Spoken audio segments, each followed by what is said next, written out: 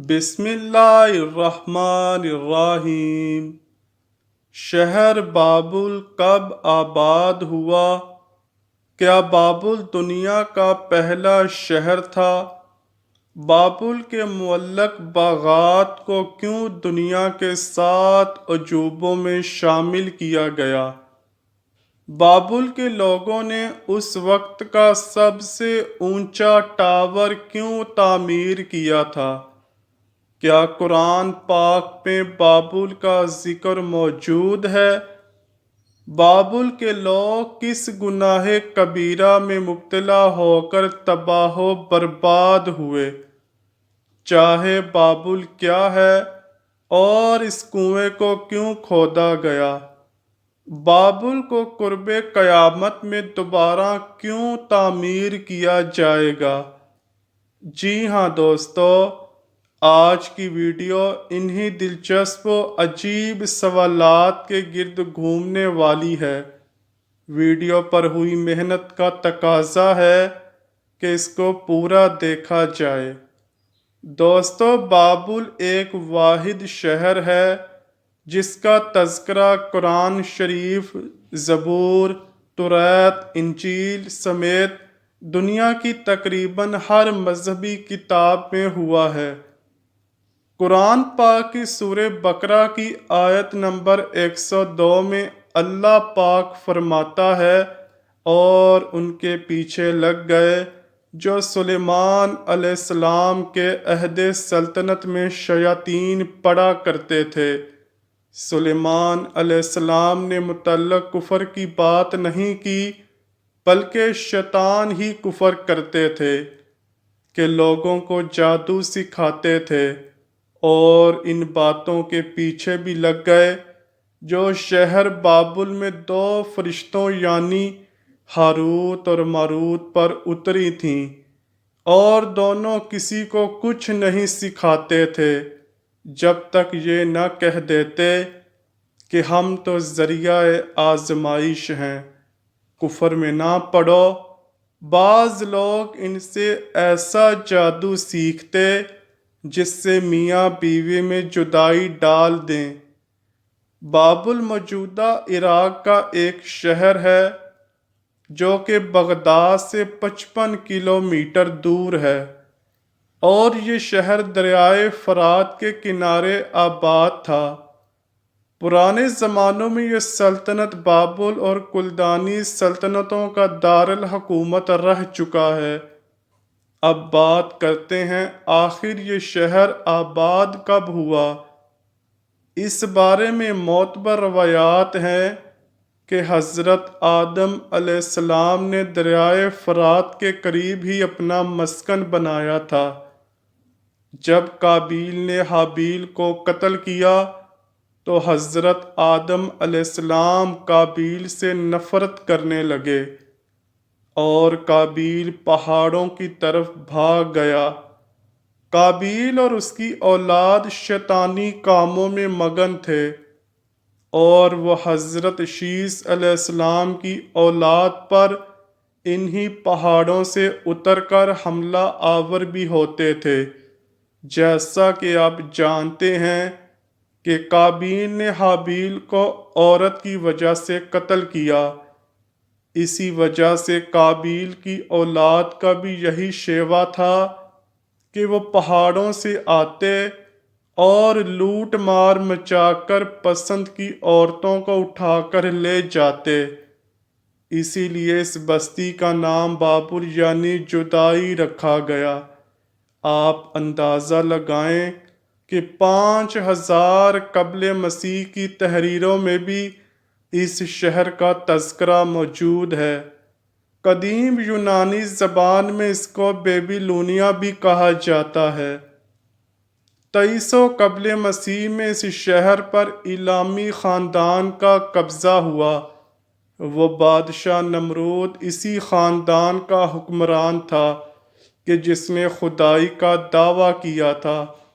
1750 قبل مسیح کے دوران عراق کے مشہور بادشاہ حمورابی نے بابل کو اپنے دارالحکومت کا درجہ دیا، اور اس نے بکثرت عمارات تعمیر کروائیں، نہریں کھدوا کر آب پاشی کا نظام درست کیا۔ تب ہی سے اس شہر نے ترقی کی منازل طے کرنا شروع کر دیں۔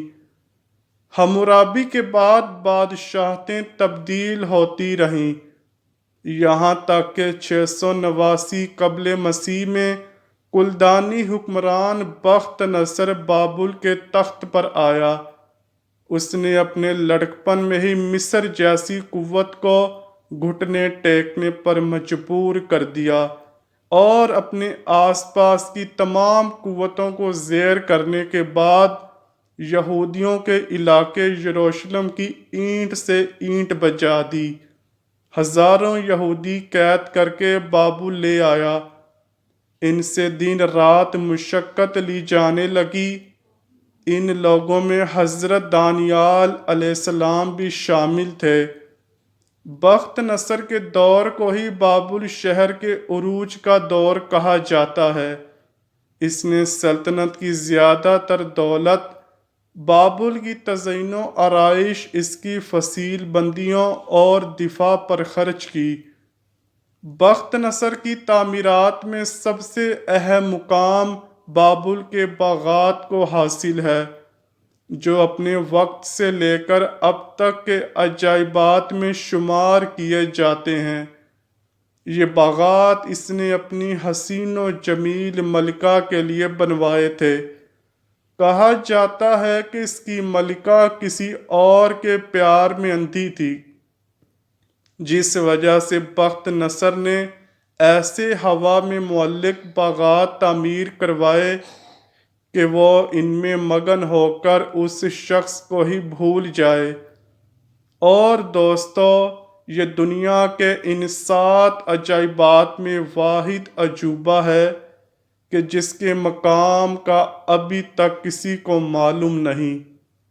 نامور تاریخ دان ہیروڈیس کے مطابق اس وقت بابل کی آبادی 5 لاکھ تھی۔ جیسے جیسے شہر کی آبادی بڑھنے لگی تو بادشاہ بخت نصر کو فکر لاحق ہوئی کہ کہیں شہر کے لوگوں کے لیے جگہ ہی نہ کم پڑ جائے۔ اس لیے اس نے دریائے فرات پر پل تعمیر کروایا، اور پھر یہ شہر 2 حصوں میں تقسیم ہوا۔ دریائے فرات کے مشرقی اور مغربی دونوں طرف لوگ رہنے لگے۔ دوستو، یہی وہ پہلا حکمران تھا جس نے پتھروں سے دنیا کا پہلا پل تعمیر کروایا۔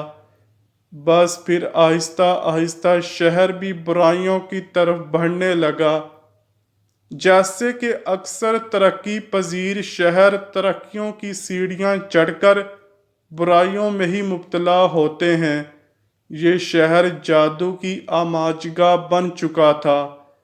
جیسے کہ ہم نے پہلے بھی سورہ بقرہ کی آیت نمبر 102 بیان کی ہے کہ لوگ ہاروت اور ماروت دونوں سے جادو سیکھتے تھے۔ کبھی روایات میں ہے کہ بابل میں بخت نصر نے ٹاور تعمیر کیا، جس کا مقصد صرف یہ تھا کہ وہ اس کے ذریعے سے جادو کر کے آسمانی مخلوق کو اپنے بس میں کرنا چاہتا تھا، تاکہ وہ پوری دنیا پر حکمرانی کر سکے۔ پھر یوں ہوا کہ لوگ دن بھر جاگتے رہتے، جیسے ہی رات ہوتی تو جادوگروں کی اس بستی میں رونق آ جاتی، جن میں ہزاروں بازاری عورتیں برہنہ حالت میں مسافروں اور راہگیروں کی دلگیری کا سامان کرتیں۔ بابل کے لوگ بت پرست تھے۔ ان کا سب سے بڑا دیوتا بالمردوق کہلاتا۔ عریانیت اور بے حیائی اتنی زیادہ عام تھی کہ دیوتاؤں کے مندر دراصل فحاشی کے اڈے ہوا کرتے، جہاں کنواری لڑکیاں جا کر اپنی دوشیزگی کا عطیہ دیویوں کی نذر کیا کرتیں۔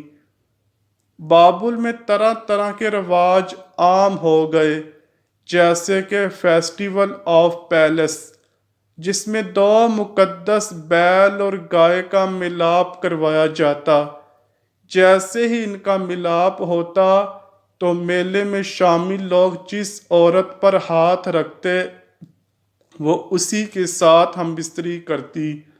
یہ میلہ ہر سال منایا جاتا، لیکن ایک سال ایسا ہوا کہ بخت نصر کی بیٹی بھی وہ میلہ دیکھنے چلی گئی، اور جب ایک مرد نے اس پر ہاتھ رکھ دیا تو پھر اس کے ساتھ بھی زبردستی جنسی خواہشات کو پورا کیا گیا۔ کہتے ہیں جب بخت نصر کو یہ پتہ چلا تو اس نے میلے میں شامل 25,000 کے قریب مردوں اور عورتوں کو قتل کروا دیا۔ اس کے بعد دوبارہ اس میلے کے انعقاد پر بھی پابندی لگا دی گئی۔ بابل کا ذکر چاہے بابل کے بنا بالکل ادھورا ہے۔ چاہ کنویں کو کہا جاتا ہے، اصل میں یہ کنواں زندان کے طور پر استعمال کیا جاتا تھا، لیکن چاہے بابل مشہور اس لیے ہے کہ تورات کے مطابق اس کنویں میں 2 فرشتے ہاروت اور ماروت قید ہیں کہ جنہوں نے زنا اور قتل کیا تھا۔ دوستو، اس بات میں کتنی حقیقت ہے، ہم جلد ہی اس پر ایک تفصیلی ویڈیو بنائیں گے۔ بخت نصر کے مرنے کے بعد 539 قبل مسیح میں ایران کے بادشاہ سائرس دی گریٹ نے بابل پر قبضہ کر لیا۔ بعد ازاں اسے اسکندر اعظم نے ایرانیوں سے چھین لیا، اور اسکندر اعظم کے بعد اس شہر کی بربادی کا وقت شروع ہوا۔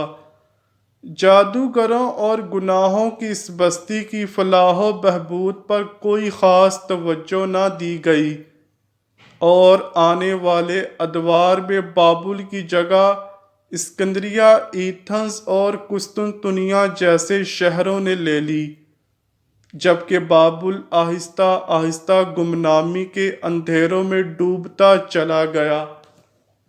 اللہ پاک نے اس بستی کو ایسا گمنام کیا کہ جب عباسیوں کی حکومت آئی تو بابل میں کھنڈرات کے علاوہ کچھ باقی نہ رہا تھا، اور اب بھی بابل میں ڈراؤنے کھنڈرات کے علاوہ کچھ نہیں۔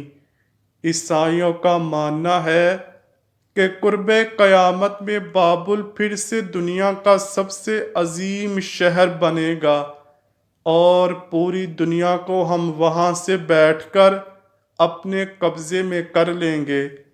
یہی وجہ ہے کہ اکثر عیسائیوں کے پوپ بابل کو آباد کرنے کے لیے عراق سے رابطے میں رہتے ہیں، اور آپ نے بھی یقیناً یہ سن رکھا ہوگا، کیونکہ آئے دن بابل کی دوبارہ آباد کاری کی اکثر ٹاک شوز میں باتیں ہوتی رہتی ہیں۔ آخر میں اللہ پاک سے دعا کرتے ہیں کہ وہ ہمیں اپنے حفظ و امان میں رکھے، مجھے اور تمام سننے والوں کو بروز قیامت بغیر حساب کے جنت الفردوس میں اعلیٰ مقام عطا فرمائے۔